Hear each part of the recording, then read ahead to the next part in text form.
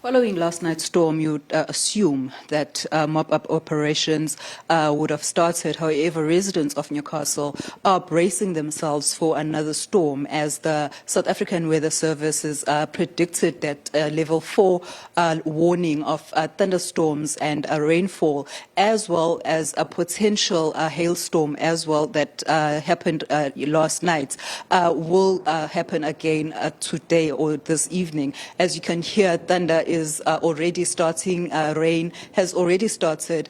We are here at La Gratitude Home for the Aged here in Newcastle. This is one of the places that was badly hit by last night's storm. As you can see, this is one of the rooms that was badly affected. The ceiling came off. As you can see, there's still water on the floor. The elderly had to be evacuated last night because of the amount of water that was coming into the room. However, let's rope in the CEO, Mrs. Batista, who will tell us exactly what happened here last night. Because speaking to the South African Weather Services, there was no warning for yesterday. It's only a warning for today. How did the storm start?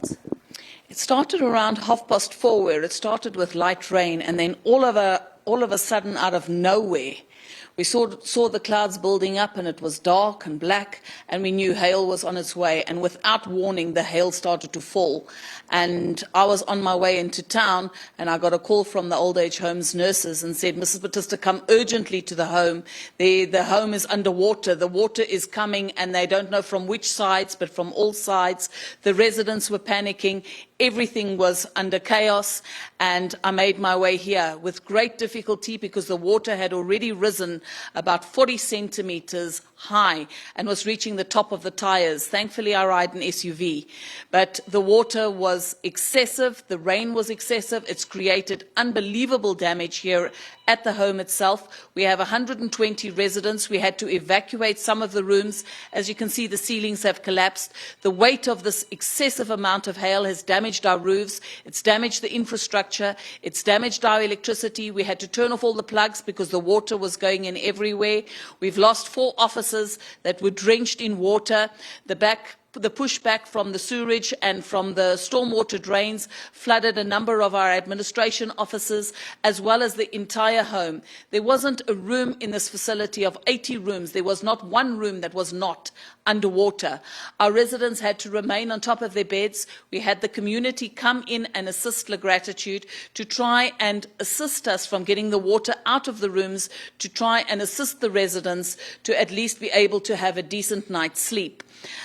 Those that were badly affected were moved to other rooms and vacant rooms, and generally with the assistance of the community, La Gratitude had a tremendous amount of help from the community of Newcastle. When disasters like this happen, we just make one call and the community come together. Within seconds, we had 30, 40 volunteers on our premises coming in from all shapes and sizes, from all communities, to come in and lend a hand, and we're so grateful for this. Thank you. Now, Mrs. Batista, as we were walking through the facility, you mentioned that some of the areas are newly renovated areas, such as this one. Have you had time to assess the amount of damage that was caused?